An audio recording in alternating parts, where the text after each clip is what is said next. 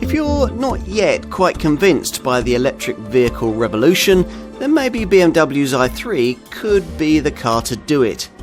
This model is all the things you'd expect a compact EV to be: refined, eco-conscious and super affordable to run. But it's also surprising when it comes to sheer driving enjoyment, thanks in large part to the light weight of a specially developed state-of-the-art carbon fibre and aluminium chassis. This improved model builds on that character with an extra, more focused i3S variant. And as before, there's the option of adding in a range extender petrol generator to alleviate driving range anxiety. It's all part of BMW's rather different approach to EV motoring. Two versions of this BMW are these days on offer: a standard variant with an electric motor rated at 170 HP, and the top derivative that we're trying here, the sportier i3S, which uses a motor rated at 184 HP. The handling of the S model has been uprated too, with a 40mm wider track, 10mm lower ride height, larger 20-inch wheels, and specially tuned springs, dampers and anti-roll bars.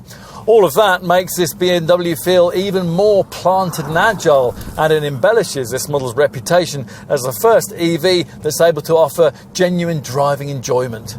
Predictably also, though, the i3S modifications further stiffen up the ride quality, and that was already quite firm in the standard i3. The engineers seeking to reduce the natural tendency of the tall, narrow body to roll around the corners. There is no kind of adaptive damping system to minimise the downside here, so even if you're set on an i3S, we'd advise that you also try the ordinary variant before you finally decide. As ever with an i3, whatever choice you make, you'll have the option of ordering your car in either full electric spec or in the range extender or REX form that around 75% of customers choose. Now, the preference here is really down to peace of mind. The REX package adding in a Korean-built 2-cylinder petrol generator, which can cut in to increase your driving range by around 80 miles should you run out of battery charge. You might think that to be an issue, given that some rivals can significantly better the distance possible between charges of this car's 94 amp hour, 33 kilowatt hour battery pack. Expect around 120 miles in real world terms. Still, charging can be relatively quick. It takes less than 4 hours using the 7 kilowatt Type 2 wall box that you'll need to get fitted to your garage. Find a high amperage DC charger at a garage or service station, and up to 80% of battery charge can be replenished in just 40 minutes. At the opposite end of the spectrum, a normal household plug point will need 11 hours to completely recharge the car. This i3 is now the only compact electric vehicle on the market with really futuristic styling. Starting from a clean sheet of paper, the BMW eDrive development team were able to create a lightweight body perfectly balanced to suit the specific needs of its electric power pack. The created weight saving could then be invested in larger batteries to improve the operating range. That was the idea anyway. Here is the reality, with bodywork fabricated from the kind of aluminium and carbon fibre mix that you'll find on a McLaren supercar or an F1 Grand Prix racer. Those are the headlines. The reality is that most of the carbon fibre used is blended with plastic. That sounds far less exotic. Still, what's important is the end result. Without the batteries, what we have here would be easily the lightest car on the market. And we certainly like the front end, which has introduced some subtle new vocabulary to BMW's well-established design language. The Munich maker's familiar double kidney grille is present and correct, but it's purely cosmetic because the electrically powered i3 doesn't require any cooling air, even if you choose one with a supplementary range extender petrol engine fitted out back.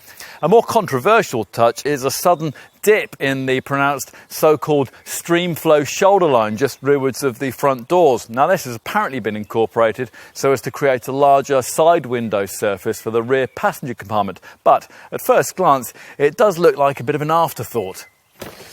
You'll be glad it's there, though, if you have to take a seat in the back, because otherwise this whole rear seat area would be a bit of a black hole. and pretty impossible to get into were it not for these opposing coach-style doors that open to reveal the lack of the kind of central B-pillar that almost every other car in the world has to have. Now, backseat occupants would be pretty much trapped if this BMW had one, but the bodywork and chassis of an i3 are so stiff that a centre pillar is not necessary. So it is that, rather against the odds, what we have here is a car that's incredibly easy for anyone of any age to get in and out of. It is unfortunate, though, that the rear doors can't be opened until the front one has been, which means that you'll always have to act like a chauffeur when you're dropping the kids off on the school run.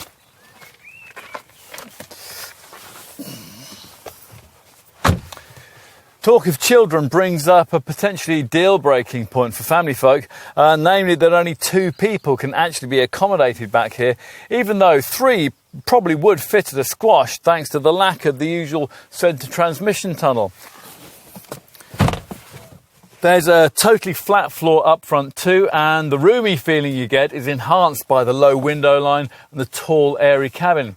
There's no conventional instrument cluster, just 2 high-definition LCD screens, one behind the steering wheel here and the other a large central monitor, which is now standardised at 10.25 inches in size. It's sited at the top of the centre console, and it's big enough for rear seat folk to see.